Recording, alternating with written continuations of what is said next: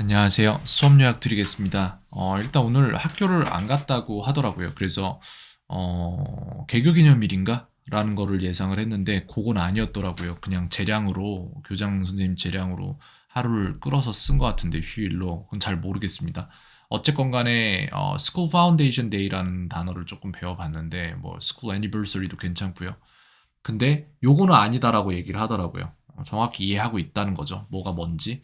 근데 처음에 얘기를 했을 때 Isn't your school foundation day? 뭐 이런 식으로 물어봤을 때 아무 생각 없이 또 yes라고 대답을 했어요. 근데 문제가 뭐냐면은 school foundation day라는 단어를 알 리가 없거든요.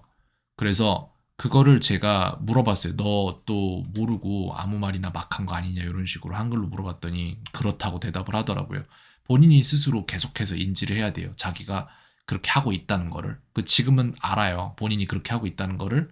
그리고 안 그러려고 조금씩 노력을 하는 모습을 보입니다.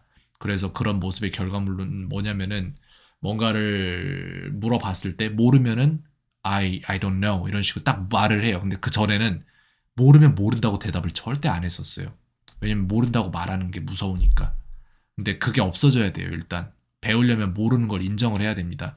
그 부분 굉장히 지금 긍정적으로 받아들이고 있습니다. 자, 그리고 물어보니까 지난주 목요일, 금요일, 토요일, 일요일, 그리고 오늘까지 해서 5일을 연속으로 쉬었더라고요. 근데 여기에서 이제 요거에 대한 얘기를 했을 때 어떤 부분이냐면은 5day, 6day, 7day, 8day, 9day라고 하거든요. 이 부분은 지금 카디널로 말한 거예요. 그러니까 기수가 아니라 서수로 말한 거거든요. 하나, 둘, 셋, 넷, 다섯. 근데 영어에서는 이 날짜 하나하나를 몇 번째 날, 몇 번째 날 이렇게 세기 때문에 기수로 세야 돼요. 오디널로 세야 되거든요. 그래서 5th, 6th, 7th, 8th, 9th 이렇게 세야 되는데 그거에 대한 이해가 부족해요. 그걸 왜 써야 되는지에 대한 이유를 잘 생각해 본 적이 없기 때문에 그걸 가르쳐줘도 배워낼 생각을 잘 못합니다. 그렇기 때문에 이거를 알려줘야 돼요. 이렇게 썼을 때 상대방이 어떻게 듣는가, 상대방의 관점에서 생각하는 거를 계속해서 말을 해줘야 돼요. 그 부분이 약간 부족할 수 있어요. 자, 그래서 이거를 배워내기 위한 방법 두 가지가, 위에 요거 날짜를 제대로 말해내기 위한 세 가지 도구가 필요해요. 첫 번째, name of the month 필요합니다. 그래서 예를 들어서 우리나라 같은 경우에는 1월, 2월, 3월, 4월 이렇게 해서 달에 전부 다 하나 앞에 숫자를 붙여서 말을 하잖아요. 근데 영어에서는 이걸 웃기게도 달마다 이름을 정했어요. 굉장히 불편한 시스템인데 제가 볼 때는 그렇게 했습니다. 그래서 January, February, March, April 이런 식으로 가기 때문에 이거를 아시아 쪽 사람들은 이거를 배워도 이걸 써야겠다라는 생각 자체를 잘 못해요. 초반에는. 왜냐면은 이렇게 한다는 것 자체가 굉장히 불편하고 일단은 그걸 꼭 해야 돼? 라는 생각이 지배적이에요. 제가 볼 땐 무의식에서. 그렇기 때문에 그 달의 이름을 아는 게 필요해요. 그래서 퀴즐렛에다가 일단 추가는 해놨거든요. 여기 1월부터 12월까지 이름이 있죠. 근데 이렇게 한다고 아이가 이걸 배워낼 수 있을까요? 제가 볼 땐 절대 아니에요.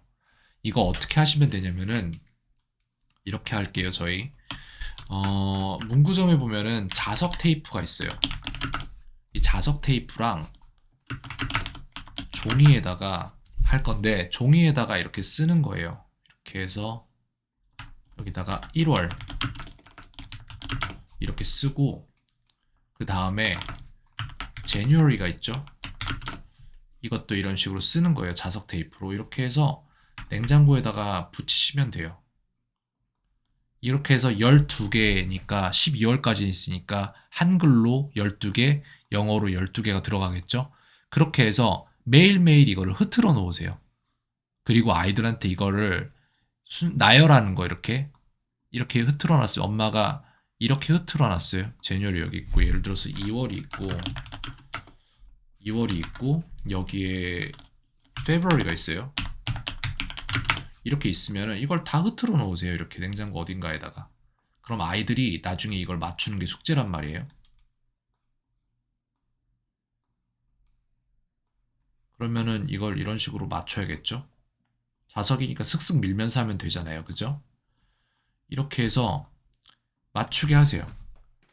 그래 놓고 거기에 대한 보상을 준다거나 하지 않았을 때 뭐라고 해야 되지? 이걸 안 했을 때 불이익을 줘야 되는데 그 보상과 불이익은 설계를 하시는 게 좋을 것 같아요. 제가 이것도 생각을 해 볼게요. 그래서 이거를 이렇게 하고 아이들한테 시키는데 근데 아이들이 냉장고 하나를 같이 쓸 거잖아요.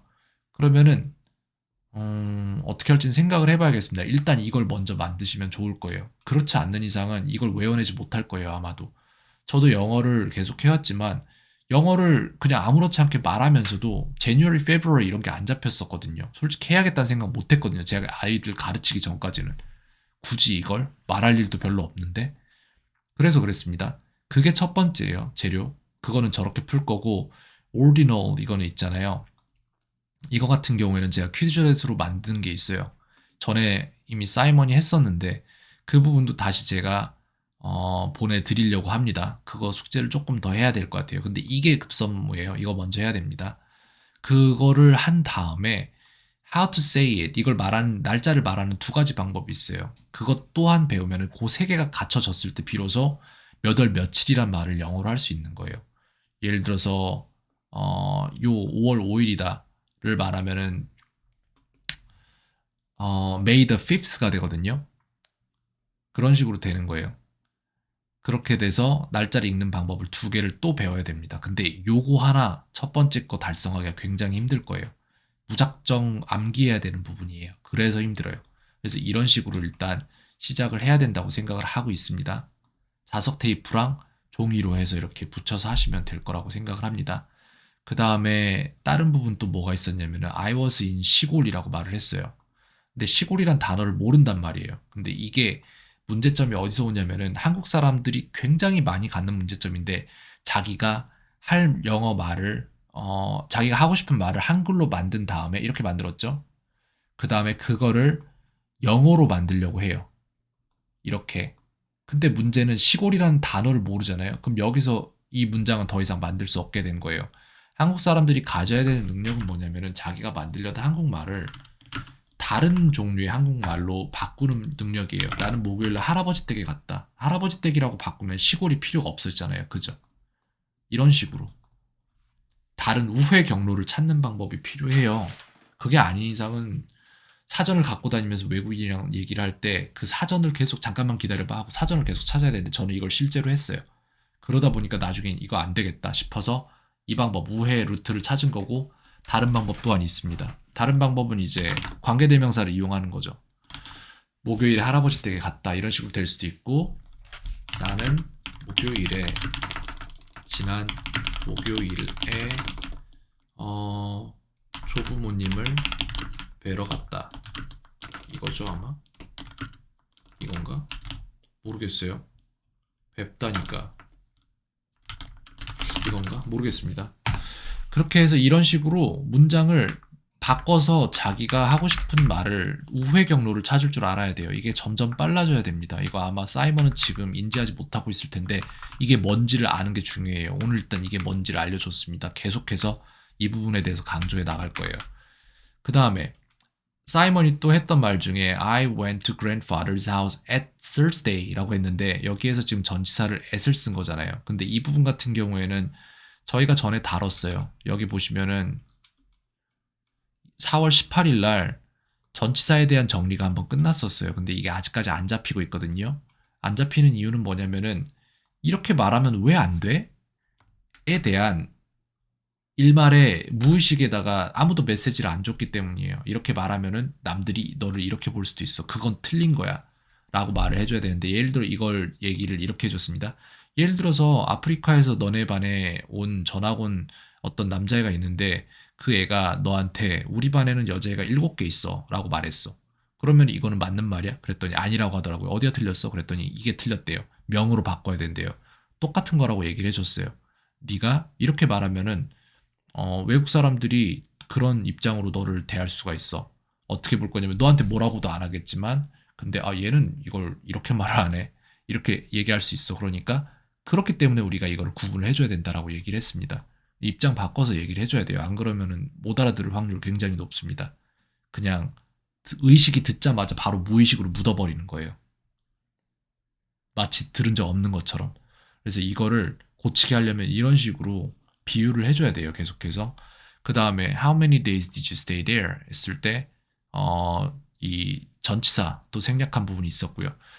그렇게 해서 뭘 해야 될지는 알겠어요. 그래서 지금 현재 집중은 요쪽에 할 건데 제가 1 시간, 1 시간 가르치는데 월의 이름을 가르친다 그러면 그건 굉장한 시간 낭비예요. 그렇기 때문에 이 부분은 제가 퀴즐렛에 넣어 줬고 어머니가 만약에 시간이 쪼끔 되신다면은 요거 한 번만 해 주시면 좋을 것 같아요. 네. 집에서 요렇게 해 놓으면은 동생도 자연스럽게 같이 배울 거예요 이거는. 그리고 아마 높은 확률로 동생이 더 빨리 배울 거예요. 왜냐면 동생은 형들을 이기고 싶어 하거든요. 형들보다 더 잘하고 싶어 해요. 그런 게 있습니다. 그래서 고 부분 말씀드리고 싶었고요. 나머지 부분은 없습니다. 다 퀴즐렛에 넣었기 때문에 지금 이제 그게 하루하루 숙제 제출되는 걸 보고 제가 뭘 잘하고 뭘 못하는지 한번 봐야 될 것 같아요. 네. 수업 요약 드렸습니다. 켄이었습니다. 오늘 하루도 평온하세요.